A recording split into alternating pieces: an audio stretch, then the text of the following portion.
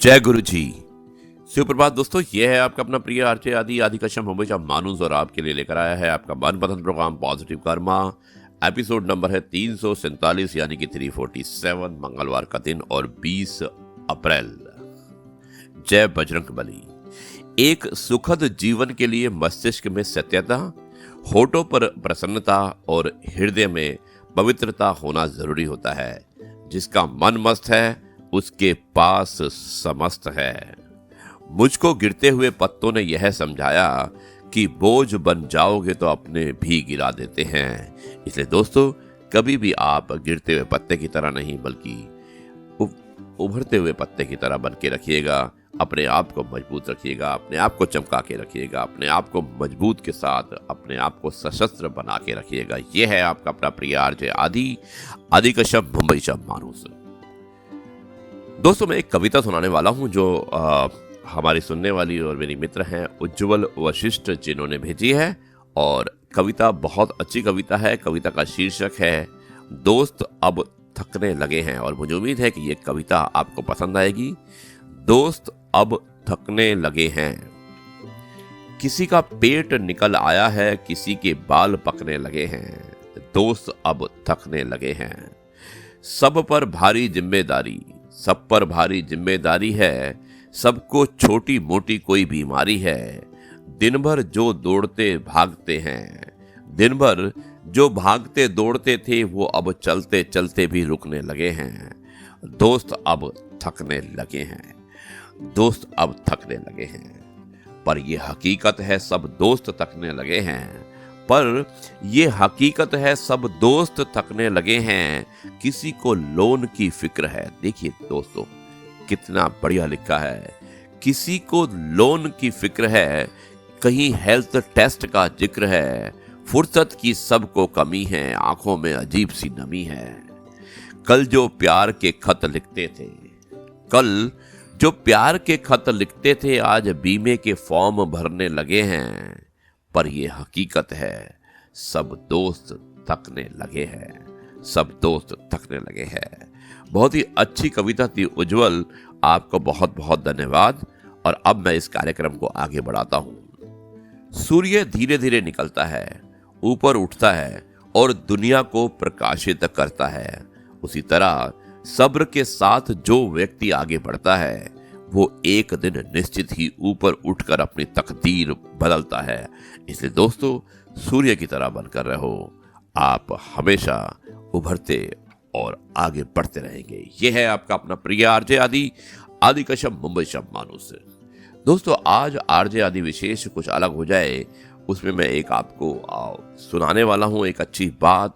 पुरानी बातें हैं ये, और इनको याद करके बहुत अच्छा लगता है। ये मुझे भेजा है हमारे बहुत ही अच्छे दोस्त हैं मिस्टर महाजन, जो दिल्ली में रहते हैं, उन्होंने भेजा है। और आज की बात का जो शीर्षक है वो है यादें बचपन की। शुरुआत करता हूं आज की विशेष आरजे आदि विशेष की, जिसका शीर्षक है यादें बचपन की।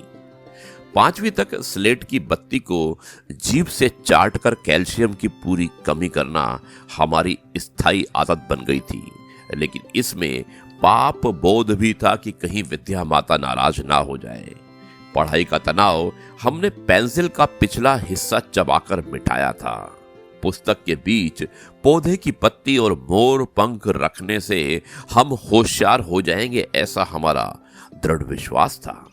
कपड़े के थैले में किताब कापियां जमाने का विन्यास हमारा रचनात्मक कौशल था। हर साल जब नई कक्षा के बस्ते बनते, तब कॉपी किताबों पर जिल्द चढ़ाना हमारे जीवन का वार्षिक उत्सव था। माता पिता को हमारी पढ़ाई की कोई फिक्र नहीं थी, ना हमारी पढ़ाई उनकी जेब पर बोझ थी। सालों साल बीत जाते, पर माता पिता के कदम हमारे स्कूल में ना बढ़ते थे। एक दोस्त को साइकिल के डंडे पर और दूसरे को पीछे कैरियर पर बिठा हमने कितने रास्ते नापे होंगे, ये अब याद नहीं, बस कुछ धुंधली सी स्मृतियां हैं। स्कूल में पिटते हुए और मुर्गा बनते हमारा ईगो हमें कभी परेशान नहीं करता था। दरअसल हम जानते ही नहीं थे कि ईगो होता क्या है। पिटाई हमारा दैनिक जीवन की सहज सामान्य प्रक्रिया थी। पिटने वाला और पीटने वाला दोनों खुश थे। पिटने वाला इसलिए कि कम पिटे और पीटने वाला इसलिए कि खुश था कि उसने हाथ साफ कर लिया। हम अपने माता पिता को कभी नहीं बता पाए कि हम उन्हें कितना प्यार करते हैं, क्योंकि हमें आई लव यू कहना नहीं आता था। आज हम गिरते संभलते संघर्ष करते दुनिया का हिस्सा बन चुके हैं। कुछ मंजिल पा गए हैं तो कुछ ना जाने कहां खो गए हैं। हम दुनिया में कहीं भी हों, लेकिन सच यही है कि हमें हकीकतों ने पाला है। हम सच की दुनिया में थे। कपड़ों को सिलवटों से बचाए रखना और रिश्तों को औपचारिकता से बनाए रखना हमें कभी नहीं आया। इस मामले में हम सदा मूर्ख ही रह गए। अपना अपना प्रारब्ध झेलते हुए हम आज भी ख्वाब बुन रहे हैं।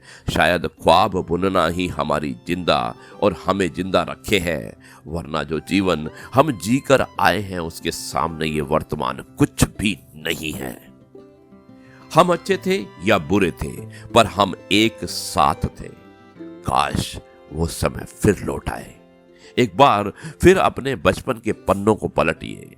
सच में फिर से जी उठेंगे। हमारे पिताजी के समय में दादाजी गाते थे, मेरा नाम करेगा रोशन जग में मेरा राज दुलारा। और हमारे जमाने में हमने गाया कि पापा कहते हैं बड़ा नाम करेगा। और अब हमारे बच्चे गा रहे हैं, बापू सेहत के लिए ये हानिकारक है। दोस्तों, सही में हम कहां से कहां आ गए, हमें पता ही नहीं चला। दोस्तों, कितना अच्छा लिखा था। अब बचपन की यादें। मैं धन्यवाद करना चाहता हूं मिस्टर महाजन का, जो दिल्ली से हैं। उन्होंने इतनी अच्छी कथा या इतनी अच्छी बातें हमें भेजी हैं। आज के आरजे आदि विशेष का शीर्षक जो था यादें बचपन की।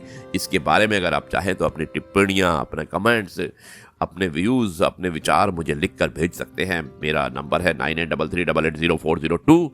यह है आपका अपना आर्य आदि कश्यप मुंबई चा मानूस, और आपके लिए लेकर आया था आपका मनपसंद प्रोग्राम पॉजिटिव कर्मा।